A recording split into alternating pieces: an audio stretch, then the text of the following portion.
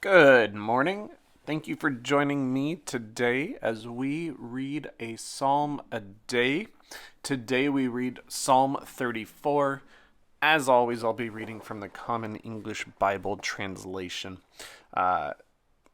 We have another acrostic or alphabet poem where it takes us through the letters of the Hebrew alphabet as we move through the psalm. So let's read Psalm 34 together. I will bless the Lord at all times. His praise will always be in my mouth. I praise the Lord. Let the suffering listen and rejoice. Magnify the Lord with me. Together let us lift his name up high. I sought the Lord and he answered me. He delivered me from all my fears. Those who look to God will shine. Their faces are never ashamed. This suffering person cried out. The Lord listened and saved him from every trouble. On every side, the Lord's messenger protects those who honor God, and he delivers them. Taste and see how good the Lord is. The one who takes refuge in him is truly happy. You who are the Lord's holy ones, honor him, because those who honor him don't lack a thing. Even strong young lions go without and get hungry, but those who seek the Lord lack no good thing. Come, children, listen to me. Let me teach you how to honor the Lord. Do you love life? Do you relish the chance to enjoy good things? Then you must keep your tongue from evil and keep your lips from speaking lies. Turn away from evil, do good, seek peace, and go after it. The Lord's eyes watch the righteous. His ears listen to their cries for help. But the Lord's face is set against those who do evil, to eliminate even the memory of them from the earth. When the righteous cry out, the Lord listens. He delivers them from all their troubles. The Lord is close to the brokenhearted. He saves those whose spirits are crushed. The righteous have many problems, but the Lord delivers them from every one. He protects all their bones. Not even one will be broken. But just one problem will kill the wicked.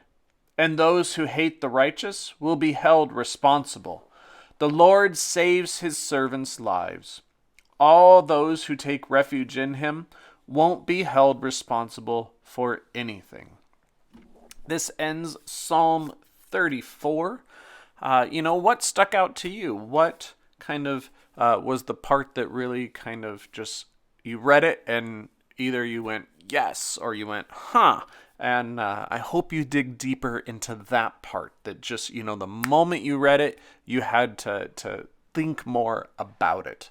The part that did that to me was towards the very end right here, and where it says in verse 19, the righteous have many problems, but the Lord delivers them from every one. And, I love it and I don't love it.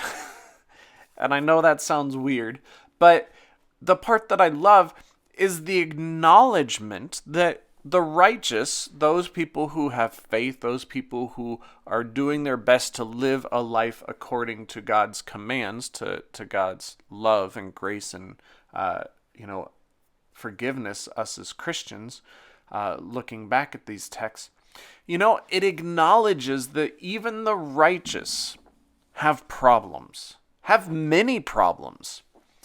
And the Lord delivers them from every one.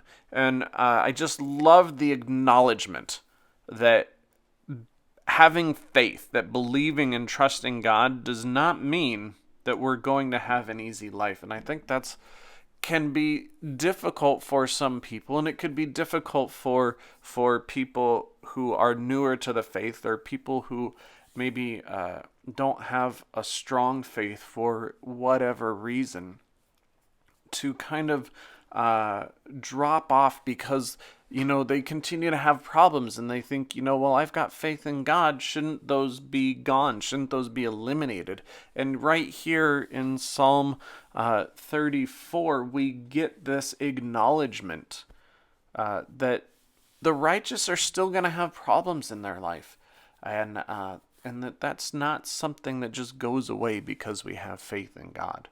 And I think that's helpful to understand that faith does not equal easy life. Faith does not equal that, the hardships of that all of us face will somehow just go away.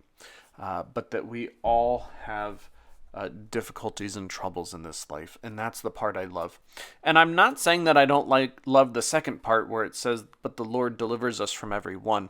I think we just need to be careful in the way in which we understand that.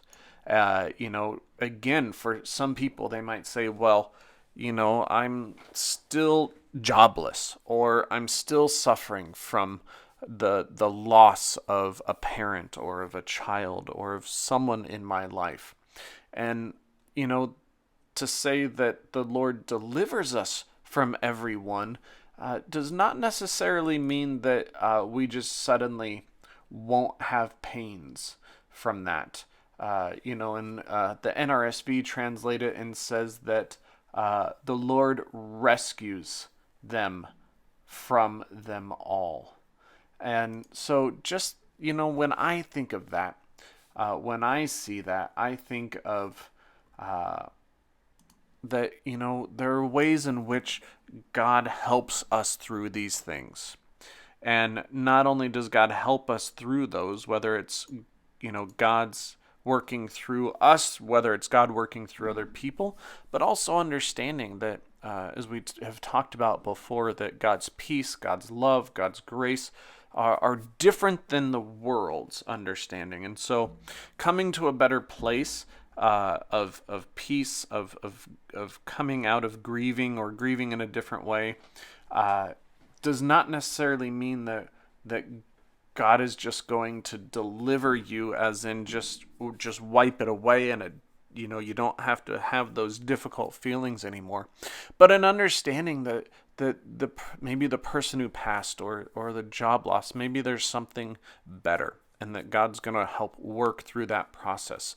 And maybe you will meet someone, or you will learn something that will end up being this huge blessing in your life. And if we let God work through that, then God will deliver us through that process.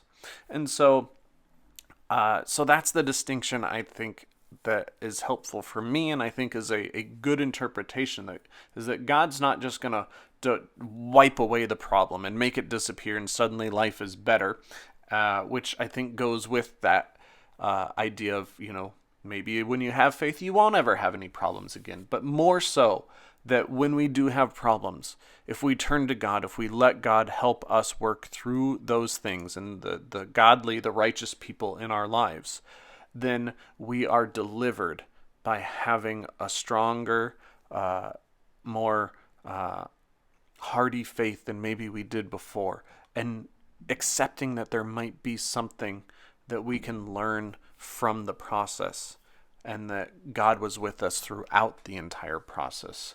And that is how the Lord delivers.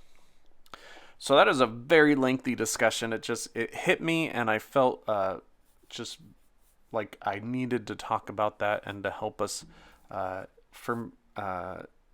come to a better understanding of maybe what that means.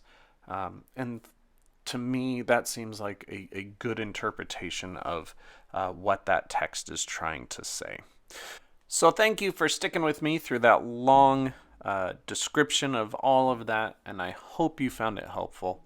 Take care of yourselves, stay safe, and God bless.